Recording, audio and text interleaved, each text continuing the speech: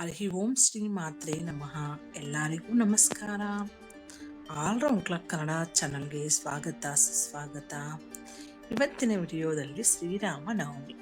ಈ ವರ್ಷ ಶ್ರೀರಾಮನವಮಿ ಯಾವಾಗ, ದಿನಾಂಕ, ಶುಭ ಮುಹೂರ್ತ, ಆಚರಣೆಯ ಮಹತ್ವದ ವಿವರ ಇಲ್ಲಿ ನೋಡೋಣ ಬನ್ನಿ. ಹೊಸ ವರ್ಷದಲ್ಲಿ ಬರುವ ಮೊದಲ ಹಬ್ಬವೇ ಶ್ರೀರಾಮನವಮಿ. ರಾಮ ಹುಟ್ಟಿದ ದಿನವನ್ನು ರಾಮನವಮಿ ಎಂದು ಆಚರಿಸಲಾಗುತ್ತದೆ. ಈ ವರ್ಷ ರಾಮನವಮಿ ಯಾವಾಗ, ಈ ದಿನದ ಶುಭ ಮುಹೂರ್ತ, ಆಚರಣೆಯ ಕ್ರಮಗಳ ಕುರಿತು ತಿಳ್ಕೊಳ್ಳೋಣ ಬನ್ನಿ. ಈ ವಿಡಿಯೋ ಪೂರ್ತಿ ನೋಡಿ. ನಿಮಗೆ ಇಷ್ಟ ಆದರೆ ಶೇರ್ ಮಾಡಿ. ಹೊಸದಾಗಿ ನಮ್ಮ ಚಾನಲ್ ನೋಡ್ತಾ ಇದ್ರೆ ಸಬ್ಸ್ಕ್ರೈಬ್ ಮಾಡ್ಕೊಳ್ಳಿ. ಹಿಂದೂಗಳಲ್ಲಿ ಪ್ರತಿ ಹಬ್ಬಗಳ ಆಚರಣೆಗೆ ಬಹಳ ಮಹತ್ವವಿದೆ. ಉಗಾದಿಯ ನಂತರ ಬರುವ ಹಿಂದೂಗಳ ಹೊಸ ವರ್ಷದ ಎರಡನೇ ಹಬ್ಬವಾದ ಶ್ರೀರಾಮನವಮಿಗೆ ಇನ್ನೂ ಕೆಲವೇ ದಿನಗಳು ಬಾಕಿ ಉಳಿದಿವೆ. ಮರ್ಯಾದ ಪುರುಷೋತ್ತಮ ಶ್ರೀರಾಮ ಜನಿಸಿದ ದಿನವನ್ನು ರಾಮನವಮಿಯನ್ನಾಗಿ ಶ್ರದ್ಧಾಭಕ್ತಿಯಿಂದ ಆಚರಿಸಲಾಗುತ್ತದೆ. ಅಂದು ಪಾನಕ, ಮಜ್ಜಿಗೆ ಹಾಗೂ ಕೋಸಂಬರಿಯನ್ನು ಹಂಚಿ ಸಂಭ್ರಮಿಸಲಾಗುತ್ತದೆ. ಈ ಶ್ರೀರಾಮನವಮಿ ಯಾವಾಗ, ಶುಭ ಮುಹೂರ್ತ, ಮಹತ್ವ ನೋಡೋಣ.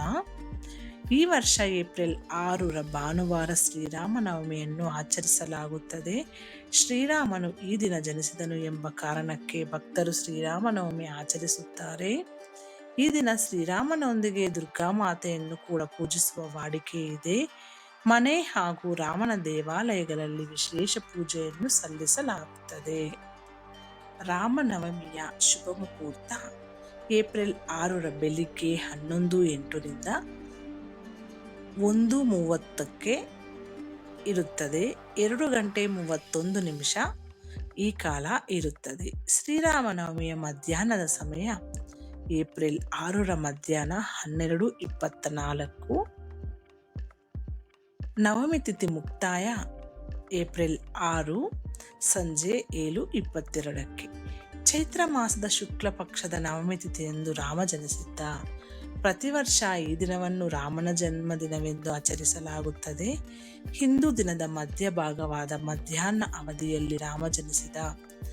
6 ಗಂಟೆಗಳ ಕಾಲ ನಡೆಯುವ ಮಧ್ಯಾಹ್ನವು ರಾಮನವಮಿಯ ಪೂಜಾ ವಿಧಿಗಳನ್ನು ನಿರ್ವಹಿಸಲು ಅತ್ಯಂತ ಶುಭ ಸಮಯವಾಗಿದೆ.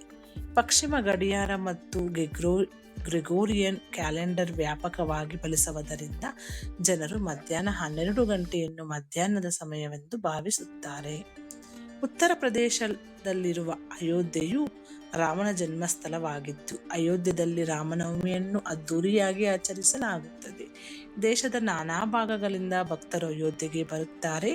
ಸರಯೂ ನದಿಯಲ್ಲಿ ಪವಿತ್ರ ಸ್ನಾನ ಮಾಡಿದ ನಂತರ ಭಕ್ತರು ದೇವಾಲಯಕ್ಕೆ ಭೇಟಿ ನೀಡಿ ರಾಮನ ದರ್ಶನ ಪಡೆಯುತ್ತಾರೆ. ರಾಮನವಮಿಯ 3 ವಿಭಿನ್ನ ರೀತಿಯ ವ್ರತಾಚರಣೆಗಳು. ರಾಮನವಮಿಯ ಸಮಯದಲ್ಲಿ 8 ಪ್ರಹರ ಉಪವಾಸಗಳನ್ನು ಮಾಡಲು ಸೂಚಿಸಲಾಗುತ್ತದೆ. ಅಂದರೆ ಭಕ್ತರು ಸೂರ್ಯೋದಯದಿಂದ ಸೂರ್ಯಾಸ್ತದವರೆಗೆ ಉಪವಾಸವನ್ನು ಆಚರಿಸಬೇಕು. ರಾಮನವಮಿ ವ್ರತವನ್ನು 3 ವಿಭಿನ್ನ ರೀತಿಯಲ್ಲಿ ಆಚರಿಸಬಹುದು. ಸಾಂದರ್ಭಿಕ, ಯಾವುದೇ ಕಾರಣವಿಲ್ಲದೆ ಆಚರಿಸುವುದು. ನಿರಂತರ, ಯಾವುದೇ ಆಸೆ ಇಲ್ಲದೆ ಜೀವನದುದ್ದಕ್ಕೂ ಆಚರಿಸುವುದು. ಹಾಗೂ ಅಪೇಕ್ಷಣೀಯ, ಯಾವುದೇ ಆಸೆಯನ್ನು ಪೂರೈಸಲು ಆಚರಿಸಬಹುದು. ಭಗವಾನ್ ವಿಷ್ಣುವಿನ 7ನೇ ಅವತಾರ ಶ್ರೀರಾಮಚಂದ್ರ ಎಂದು ಹೇಳಲಾಗುತ್ತದೆ. ಚೈತ್ರ ಮಾಸದ 9ನೇ ದಿನ ಶ್ರೀರಾಮ ಅಯೋಧ್ಯೆಯಲ್ಲಿ ಜನ್ಮ ತಾಳುತ್ತಾನೆ. ಸದ್ಗುಣ ಸಂಪನ್ನ, ಆದರ್ಶ ಪುರುಷ, ಮರ್ಯಾದ ಪುರುಷೋತ್ತಮ ಎಂದೆಲ್ಲ ಕರೆಸಿಕೊಳ್ಳುವ ಶ್ರೀರಾಮನ ಜನಿಸಿದ ದಿನವನ್ನು ನಾಡಿನಾದ್ಯಂತ ಶ್ರೀರಾಮನವಮಿ ಎಂದು ಭಕ್ತಿ ಭಾವದಿಂದ ಆಚರಿಸಲಾಗುತ್ತದೆ. ಪ್ರತಿ ವರ್ಷವೂ ಶ್ರೀರಾಮನವಮಿ ಎಂದು ಸಂಭ್ರಮ ಸಡಗರದೊಂದಿಗೆ ಭಕ್ತಿ ಭಾವವು ಜೊತೆಯಾಗುತ್ತದೆ. ರಾಮ ಭಕ್ತರು ರಾಮನ ದೇಗುಲಗಳಲ್ಲಿ ವಿಶೇಷ ಪೂಜೆ ಪುನಸ್ಕಾರಗಳನ್ನು ಆಯೋಜಿಸುತ್ತಾರೆ. ಆ ದಿನ ಮನೆಗಳಲ್ಲೂ ಶ್ರೀರಾಮನ ಜಪವೇ ಇರುತ್ತದೆ.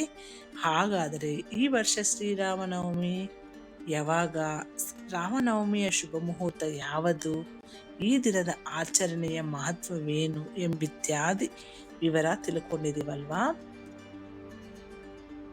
ಇನ್ನು ರಾಮನವಮಿ ಆಚರಣೆ ಮಹತ್ವ ಒಂದು ಮಿಕ್ಕಿದೆ, ಅದು ತಿಳ್ಕೊಳ್ಳೋಣ. ರಾಮನವಮಿ ಆಚರಣೆಯ ಮಹತ್ವ. ರಾಮನವಮಿ ರಾಮ ಜನ್ಮದಿನವನ್ನು ಸಂಕೇತಿಸುತ್ತದೆ. ಚೈತ್ರ ಮಾಸ ಶುಕ್ಲ ಪಕ್ಷದ 9ನೇ ದಿನ ವಿಷ್ಣುವಿನ 7ನೇ ಅವತಾರವಾದ ಶ್ರೀರಾಮನು ಅಯೋಧ್ಯದಲ್ಲಿ ದಶರಥ ಹಾಗೂ ಕೌಸಲ್ಯೆಯ ಮಗನಾಗಿ ಜನಿಸುತ್ತಾನೆ. ಈ ದಿನವು ಚೈತ್ರ ನವರಾತ್ರಿ ಕೊನೆಯ ದಿನವೂ ಆಗಿದೆ. ಶ್ರೀರಾಮನು ಹುಟ್ಟಿದ ದಿನ ಎಂಬ ಕಾರಣಕ್ಕೆ ಈ ದಿನ ರಾಮನವಮಿ ಆಚರಿಸುವ ಜನರು ಪೂಜೆ, ಹೋಮ, ಹವನಗಳನ್ನು ಮಾಡುತ್ತಾರೆ. ಹಿಂದೂಗಳಿಗೆ ಈ ದಿನ ಬಹಳ ಮಹತ್ವವಾಗಿದೆ. ಇದು ಸ್ನೇಹಿತರೆ ಇವತ್ತಿನ ವಿಡಿಯೋ.